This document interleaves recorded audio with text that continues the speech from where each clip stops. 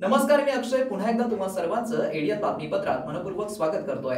आज दिवसभरात घडलेल्या संपूर्ण घटनांचा आढावा आपल्याला घ्यायचाच आहे, परंतु त्या अगोदर नजर टाकूया आज दिवसभरात घडलेल्या काही महत्त्वाच्या आणि ठळक घडामोडींवरती। उद्यान स्नेही वातावरणातून छत्रपती संभाजीनगर महानगरासह मराठवाड्याच्या विकासाला चालना मिळेल।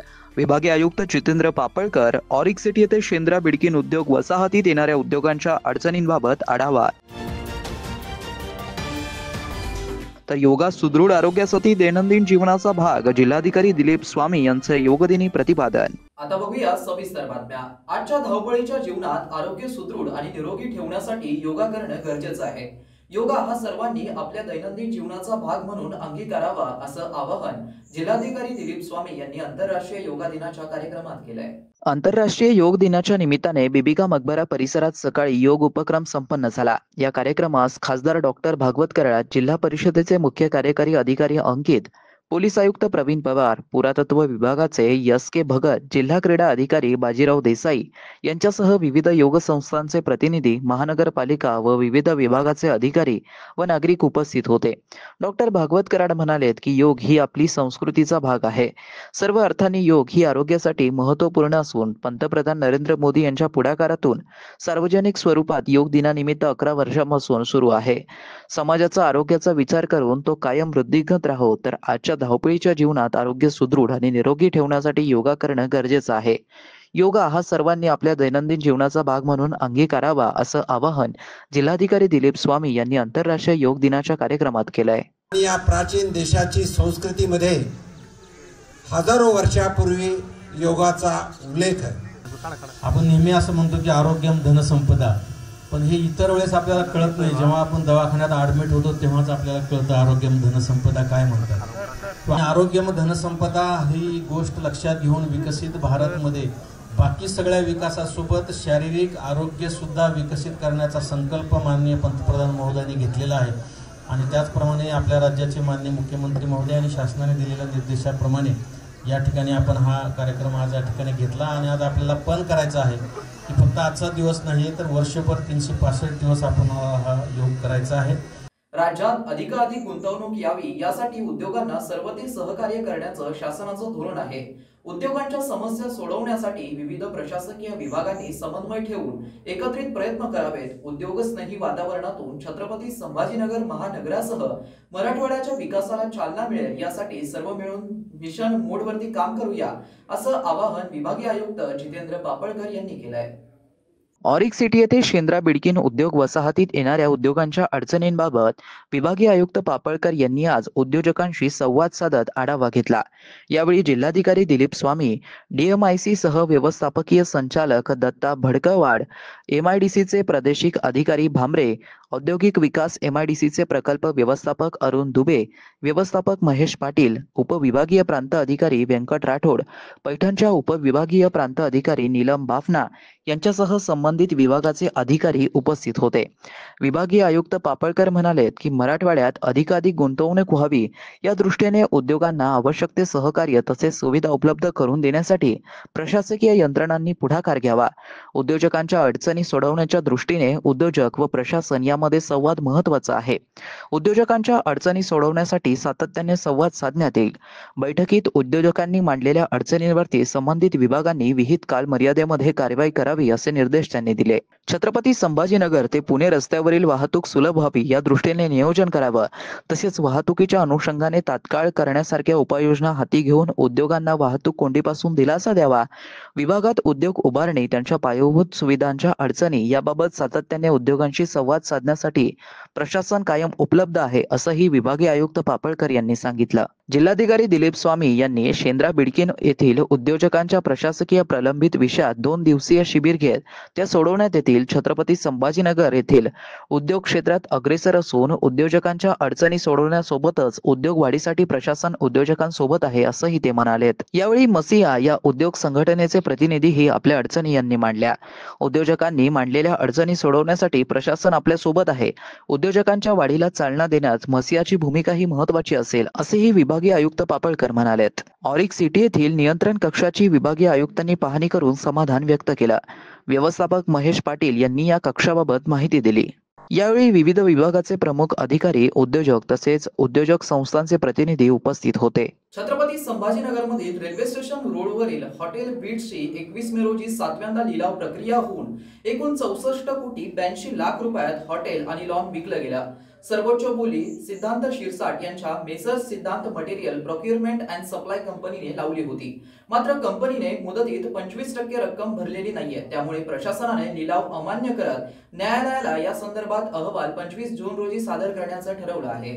25% पैसे भरण्याची अंतिम मुदत 20 जून होती. मुदतीत कंपनीने 1 रुपयाही भरला नाही, असं उपविभागीय अधिकारी डॉक्टर व्यंकट राठोड यांनी पत्रकारांना सांगितलं. लिलाव प्रक्रियेमध्ये सहभागी असलेली 2ऱ्या क्रमांकावरील निर्मल हॉलिडे होम्से हे मूळ बोलीप्रमाणे मालमत्ता खरेदीस तयार असल्याचं प्रशासनाला लेखी कळवलं आहे. तर 3ऱ्या क्रमांकावरील कल्याण टोल इन्फ्रास्ट्रक्चर लिमिटेडने 5 लाख रुपये जास्त म्हणजे 64,88,00,000 रुपये देण्याची तयारी दर्शवली आहे. मेसर्स सिद्धांत material procurement and supply company पालकमंत्री संजय शिरसाट यांचा मुलगा सिद्धांत शिरसाट असल्याचं समोर आल्यानंतर विरोधकांनी आरोपांची राळ उठवली होती. हॉटेल बीट्सची मालमत्ता सध्याच्या बाजार मूल्यानुसार 150 कोटींची होती. तरीही प्रशासनाने किंमत अवघी 64 कोटी दाखवून लिलाव केल्याने मंत्री शिरसाटांनी प्रशासनाने लिलावासाठी कमी किंमत दाखवल्याचा आरोप विरोधकांनी केला होता. अखेर पालकमंत्री संजय शिरसाट यांनी मुलगा सिद्धांताला प्रक्रियेतून माघार घेण्यास सांगणार असल्याचं जाहीर केलं होतं. लघुशंकेच्या कारणावरून किरकोळ वाद होताच मटण काप्याच्या सुतेवार करून मुकुंदवाडीमध्ये नितीन संकपाळ या तरुणाचा खून करण्यात आला, तर दोघे गंभीर जखमी झाले. या प्रकरणात पोलिसांनी रात्रीतून 5 आरोपींना बेड्या ठोकल्यात. खऱ्या मात्र आरोपींना अटकेची कारणे लेखी स्वरूपात दिलीच नाहीत. त्यामुळे न्यायालयामध्ये हजर करण्यात आलेल्या 5ही आरोपींना अवघ्या 10 तासात जामीन मिळाला. दरम्यान या 5ही आरोपींना साताऱ्यातील दारुड्याच्या गुन्ह्यामध्ये अटक करून पुन्हा न्यायालयात हजर केलं जाईल, अशी माहिती पोलीस उपायुक्त प्रशांत स्वामी यांनी दिली आहे. दत्ता बालाजी जाधव हा खुनाच्या गुन्ह्यात फिर्यादी आहे. त्यानुसार फिर्यादी व त्याचे मित्र नितीन व सचिन संकपाळ आणि त्यांच्यासोबत असलेले राजीकचे दाजी हे 4घे जण सायंकाळी रायगड हॉटेलमध्ये जेवणासाठी गेले होते. जेवणानंतर दत्ता जाधव हा लघुशंकेसाठी बाजूला गेल्यावरती नितीन व सचिन ते हॉटेल बाहेर गप्पा मारत असताना अचानक 5 ते 6 इसमांनी त्यांच्यावरती कोयतं व चॉपरने हल्ला चढवला. यामध्ये पाडण्याचा प्रयत्न केला असता त्यालाही जबर मारहाण करण्यात आली. या हल्ल्यात नितीनचा मृत्यू झाला, तर दत्ता जाधव आणि सचिन संकपाळ गंभीर जखमी झाले. या प्रकरणात MIDC सिडको पोलीस ठाण्यात गुन्हा दाखल करण्यात आलाय. या प्रकरणाचा तपास सहाय्यक पोलीस आयुक्त सुदर्शन पाटील करत आहेत. आरोपींना शुक्रवारी सकाळी 6 वाजता अटक करून दुपारी 4 वाजता न्यायालयात हजर करण्यात आलं. आरोपींच्या अटकेची कारणे लेखी स्वरूपात दिलेली नाहीयेत. तसेच सर्वोच्च न्यायालयाच्या निर्णयात दखल न देत आरोपींनी अटक ही घटनाबाह्य असल्याचं आरोपींचे वकील ॲडव्होकेट अझहर हुसेन पटेल यांनी न्यायालयाच्या निदर्शनास आणून दिला. याबाबत न्यायालयाने तपास अधिकारी ACP सुदर्शन पाटील यांच्याकडे विचारणा केली असता त्यांनी अटकेची कारणे आरोपींना लेखी स्वरूपात दिली गेली नसल्याचं मान्य केलं. त्यानंतर न्यायालयाने भारतीय संविधानातील अनुच्छेद 22(1) आणि BNSच्या कलम 47चं उल्लंघन असल्याचा निष्कर्ष नोंदवत विशेष न्यायाधीश AR उबाळे यांनी 5ही आरोपींना प्रत्येकी 25,000च्या आत मचलक्यावरती जामीन मंजूर केला. शहरवासियांना एक सुवर्ण संधी. तुम्ही एखादा व्यवसाय करताय का? मग एडियन वरती जाहिरात करा आणि मिळवा व्यवसायात मोठा फायदा. तर वाट कसली बघत आहात? आताच खाली दिसत असलेल्या नंबरवरती संपर्क साधा. आपल्याला अजूनही काही बातम्यांचा आढावा घ्यायचा आहे, परंतु इथे वेळ झाली आहे एका छोट्याशा ब्रेकची. कुठे जाऊ नका, पाहत रहा एडियन न्यूज.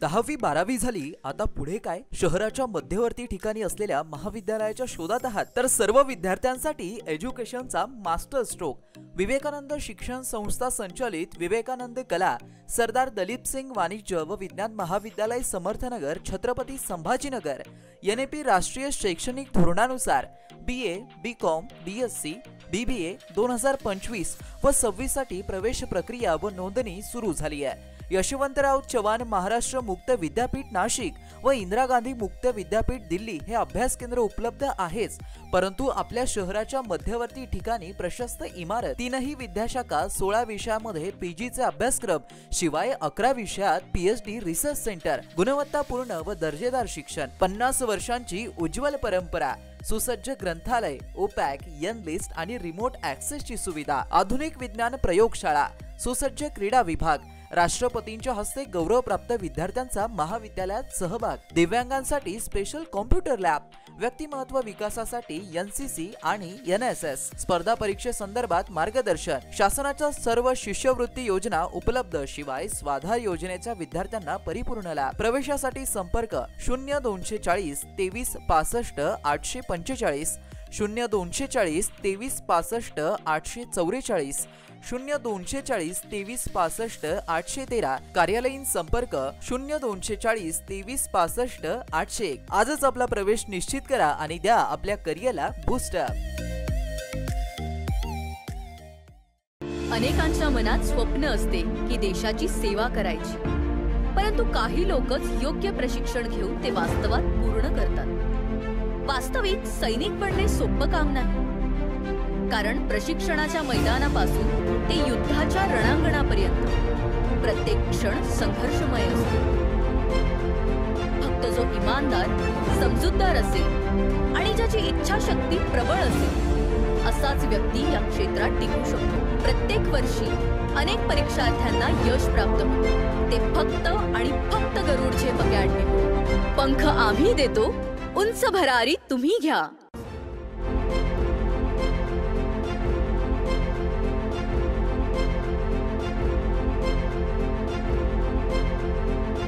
शिक्षण असो किंवा नोकरी, कुठल्याही कामानिमित्त छत्रपती संभाजीनगर येथे येत असाल तर तुमच्या घरगुती जेवणाची चिंता आता मिटली।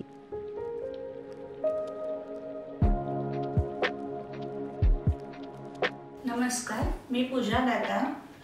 माझं कॉलेजचे शिक्षण पूर्ण झाल्यावर मी काही वर्ष नोकरी केली, काही वर्ष गृहिणी होते आणि नंतर रुचिरा स्वयंपाकघर सुरू केलं। रुचिरा स्वयंपाकघर सुरू करण्यामागे उद्देश व्यवसाय हा नव्हता, माझी आवड हा महत्त्वाचा उद्देश होता। तो मी स्वतःच्या जागेत 2009 सालापासून खडकेश्वर येथे सुरू केला तेव्हा अतिशय छोट्या प्रमाणात सुरू झाला होता तो।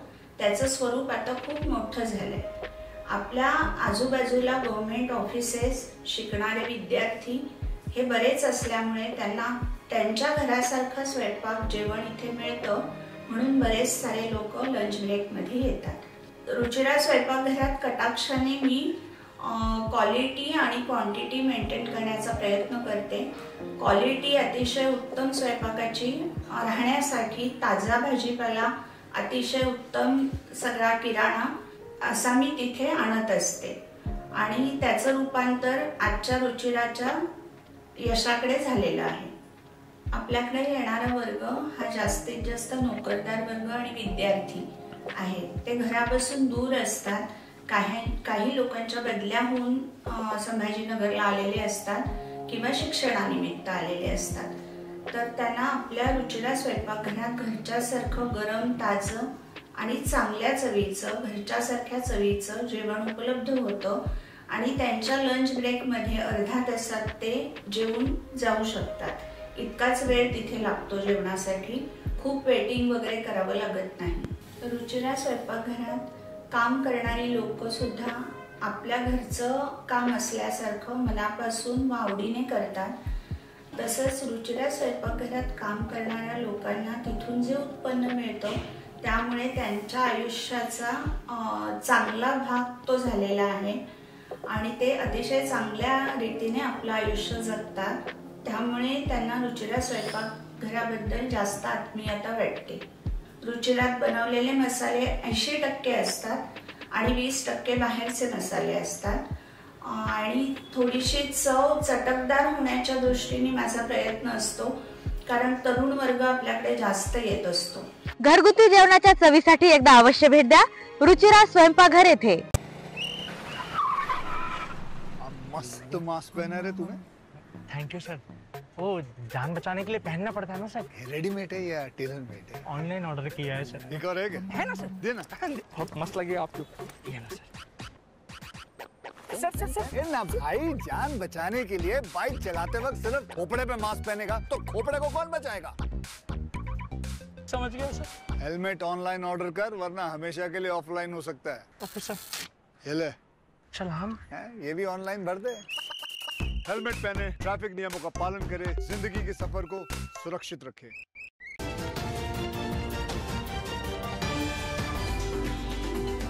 ब्रेक नंतर पुन्हा एकदा स्वागत। आपण बघत आहात एडियन बातमीपत्र। आज संविधानावरती शपथ घेणारे तेच मंत्री उघडपणे संविधानाचं उल्लंघन करत आहेत, हिंदू आणि मुस्लिम मध्ये संघर्ष भडकवण्याचा प्रयत्न करत आहेत असा आरोप करत मुख्यमंत्री अशा नेत्यांना संरक्षण देत असल्याचा आरोपही आमदार अबू असीम आझमी यांनी केला असून जोपर्यंत द्वेषपूर्ण भाषणावरती कठोर कायदा केला जात नाही तोपर्यंत देशातील कायदा आणि सुव्यवस्था मजबूत होऊ शकत नाही अशी प्रतिक्रिया आमदार असीम आझमी यांनी दिली आहे। आपने लिखा है कुछ दिनों पहले वो पत्र जो है मीडिया के जरिए प्राप्त हुआ, क्या कुछ जो है पत्र में जानकारी है और किसे ये पत्र लिखा गया है? देखिए, मैंने ये पत्र मुख्यमंत्री जी को लिखा है और मैंने कई बार मुख्यमंत्री से बात किया, हाउस में भी आवाज उठाया। हम चाहते हैं लॉ एंड ऑर्डर सिचुएशन जो है ना खराब ना होने पाए। पुलिस अलग बिजी हो जाती है, एक आदमी ने कोई उल्टी बात कर दिया किसी धर्म के खिलाफ तो फिर क्या होता है? ये देश धार्मिक है, कोई भी अपने धार्मिक नेता के बारे में गलत बात सुनने को तैयार नहीं है। अब छत्रपति शिवाजी महाराज तो राजा थे, बहुत इंसाफ पसंद थे। उनकी मां के नाम पे एक जेम्स लेन ने एक नावल लिखा जिसमें अपमानित अल्फाज लिखे। मुझे बहुत खुशी है कि मेरे भाइयों ने उस नावल को जलाया और जाकर के महाराज जी जो लाइब्रेरी थी उसको जलाया, तोड़ दिया वहां पर। और हमारे उस वक्त होम मिनिस्टर आर पाटिल साहब थे, उन्होंने कहा हम जेम्स लेन को अमेरिका से लाकर मुकदमा चलाएंगे। हमें खुशी हुई। लेकिन इसी देश में रोजाना हेट स्पीचेस हो रही है और सुप्रीम कोर्ट कह रहा है कि हेट स्पीच पे सो मोटो लो, कंप्लेन करने की कोई जरूरत नहीं, पुलिस सो मोटो लेना चाहिए। लेकिन हमारे यहाँ मंत्री बना हुआ इंसान रोजाना हेट स्पीच कर रहा है और शपथ लेता है संविधान की धज्जियां उड़ा रहा। वो कहता है ये देश हिंदुत्व का राज यहाँ पर है, ये देश इसमें हिंदुत्व की सरकार है। कोई कार्रवाई नहीं हो रही है। हुजूर सल्लल्लाहु अलैहि वसल्लम देखिए, मुसलमान दुनिया में सबसे ज्यादा किसी का सम्मान करता है, किसी की इज्जत करता है, जिसके लिए अपनी जान देने को तैयार होता है अल्लाह के बाद हुजूर सल्लल्लाहु अलैहि वसल्लम रसूलुल्लाह के लिए। और उनके बारे में रोजाना कोई न कोई गलत बात कर देता है। आप बताइए कि इसके पहले एक देवी देवता का फोटो जो है वहां पे एमएफ हुसैन साहब ने बनाया था और उन पर बहुत सारे एफआईआर हुए, उनको देश छोड़ के भागना पड़ा। लेकिन यहां पर रसूलुल्लाह के खिलाफ कोई बोल रहा है तो उसको सिक्योरिटी दी जा रही है और मुख्यमंत्री कहते हैं कि आप फिक्र मत किए, मैं आपके साथ खड़ा हूं। इससे लॉ एंड ऑर्डर खराब होता है।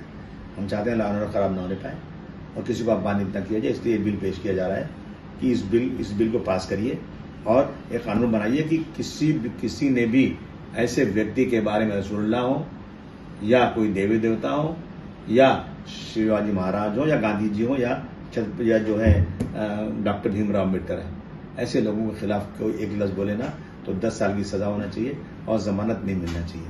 ये बिल हमारी इसलिए बनी गई। रूढी परंपरेला मूठ माती देत चक्क मुलीने बापाला अग्निडाग दिल्याची घटना शहरात घडली आहे।